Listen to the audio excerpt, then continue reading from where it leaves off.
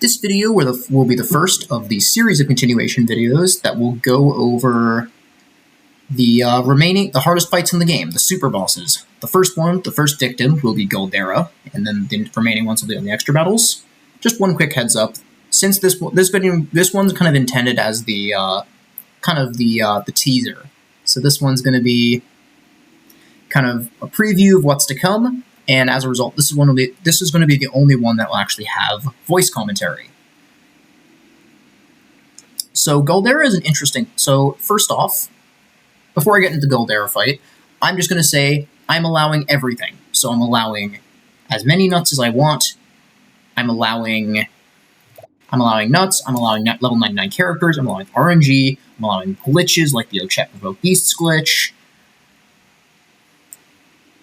So I basically have everything available to me. So regarding nuts, I did say I can use as many nuts as I want, but that's not fully true. There's a finite amount of nuts in the game. You can farm more, but from defeating octopuffs, but it's super annoying, and it's, in general, not really worth it in normal play. Fortunately, none of these strategies that I'm going to be showing you actually require any nut farming, which is good. Trust me, I've tried. You can't improve any of them, even if you allowed nut farming to get every character to completely maxed out stats. There is a glitch that actually lets you speed up nut farming, so it wouldn't have been too bad for me to actually have set up like nut farmed characters, but anyway, it's basically the glitch lets you steal or purchase the same item multiple times. It's a pretty cool glitch if you haven't seen it before. But with that said, I'll now talk a little bit about the Galdera fight. So the Galdera fight is unique in that I actually came up with 2 different strats for this fight. So I will be doing it in 3 turns. The first fight I'm going to show right now is I'm going to show off 1 turning phase 1 and then 2 turning phase 2. Then afterwards, I'm going to show 2 turn phase 1 and 1 turn phase 2. They require very different setups, so and it's neat. I wanted to show them both off. So yeah. Anyway, speaking of setups, let's actually get into what I've been using or what I'm using. So Hikari is going to be the first damage dealer for phase 1. He has Battle-Tested Blade, Giant's Club, Bodyguard's Vantage, Finisher's Claws, Alpione's Amulet. This is basically the maximum damage setup for him, and I have given him nuts to get his physical attack up to completely maxed out when holding the Battle-Tested Blade. Particio will be the second damage dealer of phase 1. I've used a few fortifying nuts on him to raise his attack, but I've also used a bunch of light nuts on him to raise his speed. So he's very strong, very fast, he's got speed boosting gear, Champion's Belt for extra attack and crit, and then the Victory Ring for that physical attack boost at the start of battle. These will allow him to do pretty good damage with Aber's Reckoning, and that is what I'll need him to do in phase 1. Now in phase 2, I have... you might notice on some of my characters that the attack, like on Hikari and Oswald, I have more attack than I need. That was just because I used too many nuts. My fault, sorry. Anyway, Oswald's got double potency ice weapons with the Guardian's Ice Blade and Battle-Tested Axe. He's got the Battle-Tested Staff, then elemental attack boosting gear from the Mermaid Circlet and Blessed Vestments, Lila's Amulet for elemental attack, and Fang of Frosty for that extra damage boost. The second damage dealer in phase 2, is Throne.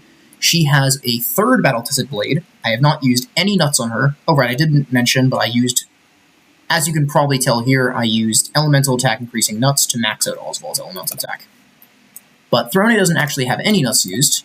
I'm using 2 Champion's Belts, Protector's Vestments, basically speed boosting gear, Battle-Tested Dagger, because I think it's the second best Aber's Dagger. Maybe Assassin's Blade can get close, but I'm just going to use Battle-Tested Dagger. And then Battle-Tested Blade for, again, that 30% damage boost to all physical attacks, just showing the jobs. Temenos doesn't actually need to be Scholar, I realize that, but that's fine. But the rest, I need Agnia Scholar, Throne Cleric, Oswald Inventor, Hikari Arms Master. This is just for stats. It's just for stats, so I don't need as many nuts. Despite me using too many nuts anyway, whatever. Then Cassidy with a sub-job, Petitio Thief. Anyway, support skills, you probably care about those. So the ones that don't matter, I'll first show those off. So Step Ahead Boost Start, Step Ahead SP Saver Boost Start, Step Ahead Boost Start, Step Ahead Boost Start. Anyway, the damage dealers, this is what you actually care about. I have Step Ahead, Summon Strength, Eagle Eye, and Deal More Damage. Deal More Damage and Step Ahead are really the only important ones, but I guess I have increased strength, physical attack and crit. Next up is Cassidy. No, I've already shown her. Never mind. Petitio has Step Ahead, Upgrade Accessories, Peak Performance, Deal More Damage. This just... The extra stats is the best thing I can get from the slot, unfortunately, but Peak Performance, Deal More Damage, Step Ahead is kind of classic for this. So Throne has the exact same build as Petitio, as she's going to be doing a similar thing with Aber's Reckoning, and she has a bunch of stat accessories equipped, so Upgrade Accessories actually gets huge value here. And now Oswald. He's got an interesting one, so I don't actually have Step Ahead on him, because I only really need Boost Start on him.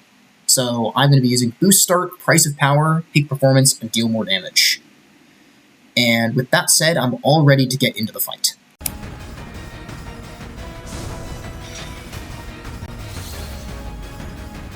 Alrighty, so the turn order that I need to get in phase... So phase 1 requires really specific turn order. I need to get Petitio and Cap... So Ochette needs to go 3rd, Hikari needs to go 4th. Petitio and Cassidy can go whenever. So, Petitio first, Latent Power, Aber's Reckoning. With the nuts I've given him, this kills all the souls. Just barely, but it does. Now, Cassidy Concoct gives 4 BP to the entire party here.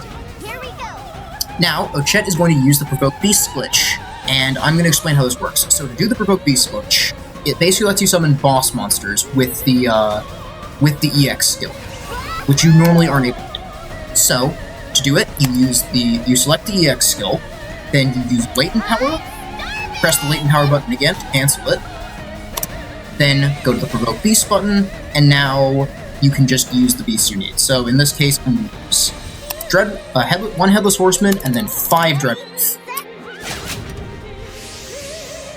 Technically speaking, this kill can actually work without the Provoke Beast glitch, as I can use that Axe Beast, that with the debuff that I used on the V-Day fight. The issue is that it becomes a damage range, and not a favorable. Dreadwolf does a lot of damage, so he fixes the damage range. So, now, with Hikari going last, the boss is broken.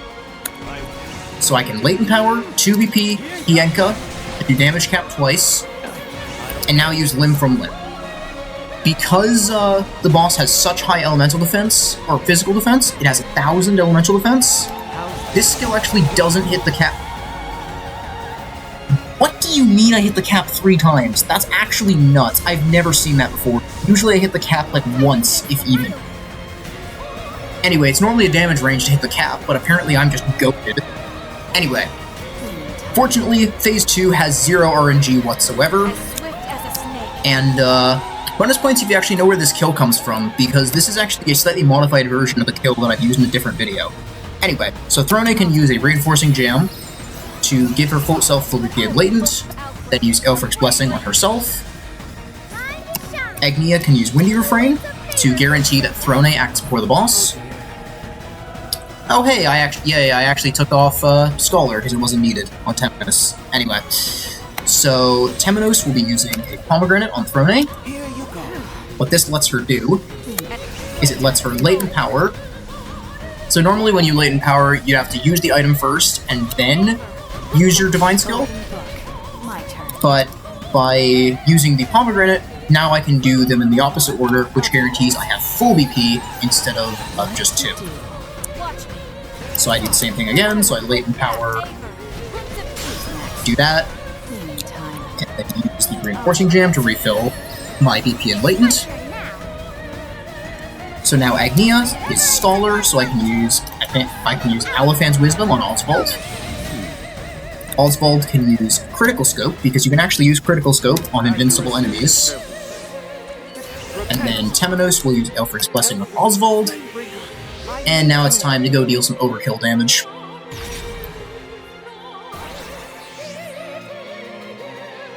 So this is the second turn of the fight, and this is the turn the boss will die. So I use Latent Power, Ancient Curse Talisman, Aber's Reckoning. That hits cap. And now Oswald can latent power. Glacius Claudaire for the kill. And that is the version that 2 turns phase 2 and 1 turns phase 1. So now this will be the alternate version that does 2 turn phase 1, but 1 turns phase 2 instead. So this one, I have a completely different phase 1 party, though Chet and Particio are still here. Only Particio is Cleric this time. Oswald is Inventor again. Somehow, this is like not that unique. This is like kind of unique build, but I guess I have to use it twice here. I just realized the ice weapons are completely pointless here, but whatever. But anyway. He's got Mermaid Circlet, Blessed Vestments, Stone of Truth, and Librarian's Amulet. Librarian's Amulet, I need it for the SP.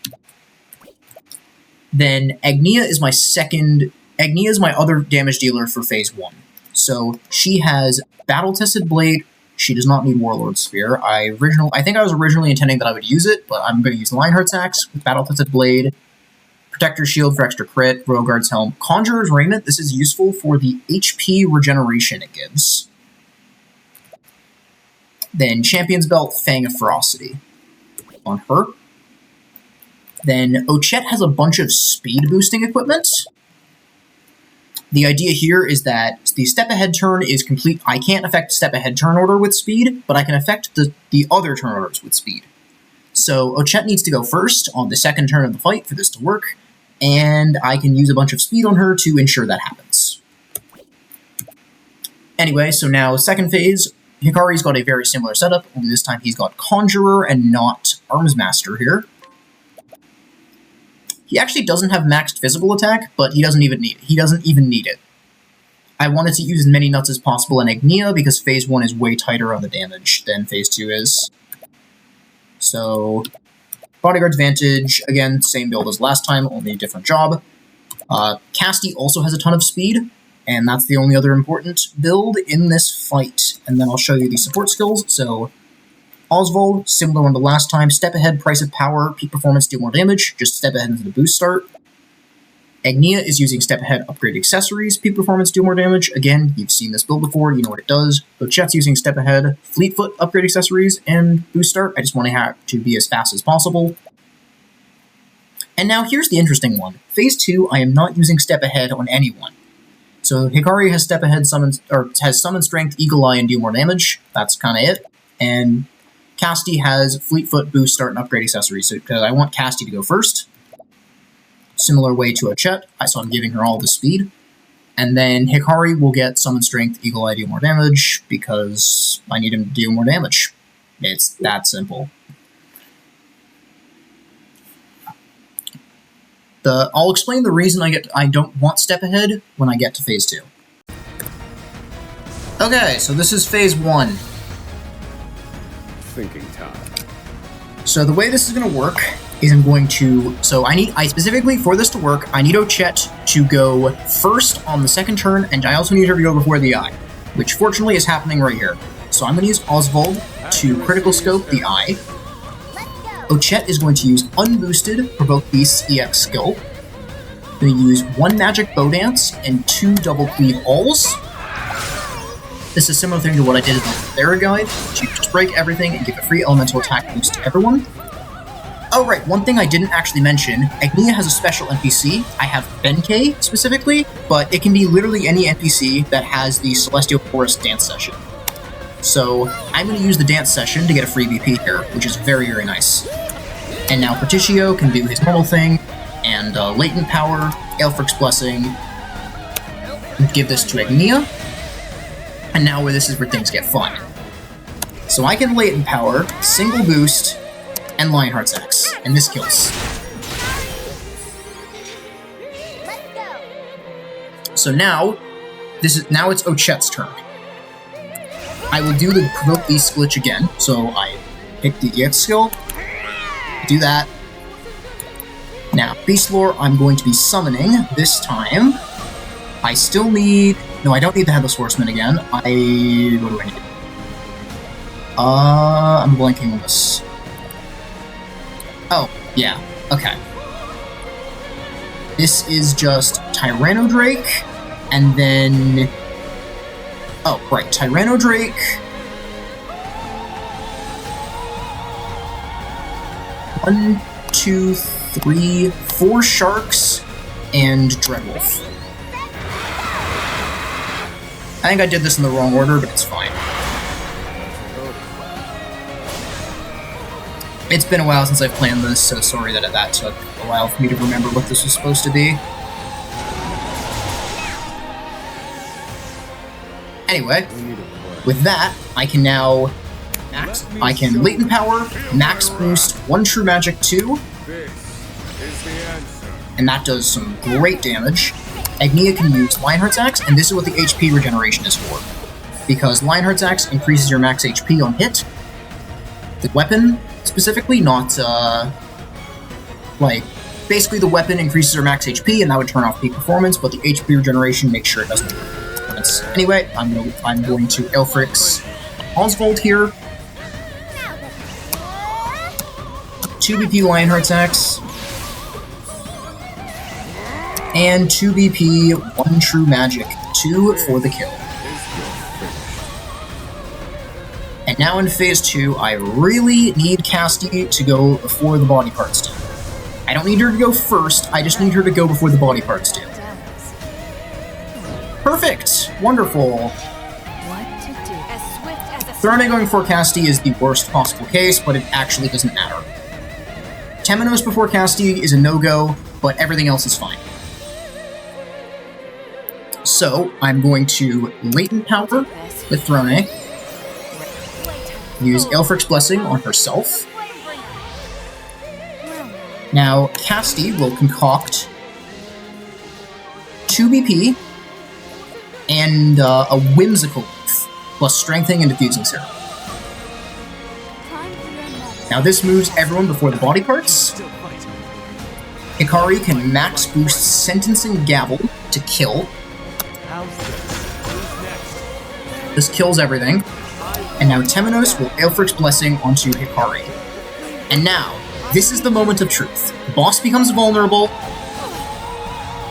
only the boss doesn't. The boss is supposed to become vulnerable once all the body parts are dead, but for whatever reason, this just doesn't happen. It just doesn't happen on the first turn. Also, the reason I didn't have Step Ahead is so that the boss could go and become vulnerable on the first turn. But that doesn't actually happen, so I lied to you. This strategy does not actually work. Because Galdera is bugged and stupid and dumb and bad, and I hate him. Anyway, so if this had worked, the way this would work is I would do Latent Power, Armor Corrosive to debuff the boss, and then a max boost Limb from Limb to kill it. Only the boss just never made himself vulnerable. Thanks, Galdera. I love when you cooperate and make my strategies work. Anyway, that's all for the video. Hope you enjoyed.